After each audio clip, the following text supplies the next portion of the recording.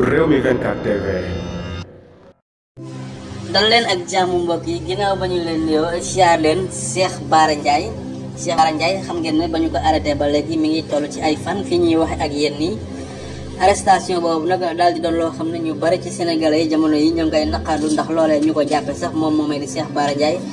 amal na ci ab grève de la faim ba nga xamee ne bi ñu ko tegee ci tribunal mu jàkkaarloo procureur bi sax moom moomee di Cheikh Bara Ndiaye dafa crise tey ji nag am na lu ci yees ginnaaw ba nga xamee ne famem moom moomu di Cheikh Bara Ndiaye kii di Serigne Mountakha Mbacké xalifa général de Mouride daal dina leen recevoir ñoom ñooñu di xalifa al Mountakha recevoir na waa kër Cheikh Bara Ndiaye yooyu ña ngay wane seenu naqar di sàkku ci Serigne Mountakha ngir mu mën a ñaan ñu libéré ki nga xam ne mooy Cheikh Bara Ndiaye yéena ko gis noonu kon famille Cheikh Bara Ndiaye tey ji Serigne Mountakha Mbacké recevoir na leen ci dimanche bi ñiy wax ak moom ngir di sàkku libération ki nga xam ne mooy Cheikh Bara Ndiaye nga xam ne bi ñu ko jàppee ba léegi daal mi ngi toll ci ay fan te fii ñu toll ni daal moom wér gi yaramam daal dinay sooxe ndax dafa kirisoon sax te foofu yi nga xam ne mooy tribunal ba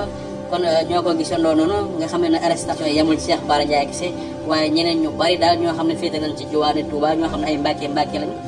jamono yi dañ leen a jàpp ci kaso bi muy waa Pastef ak ñeneen ak ñeneen ci opposition bi kon prison bi daal dina fees del daal jamono yi ñuy wax ak nii kon nag yéen ko gis noonu waa famille Cheikh Bara Ndiaye daal kon dem nañ ci Serigne Mountakha Mbacké di sàkku ngir libération ki nga xam ne mooy Cheikh Bara Ndiaye daa ngeen jëf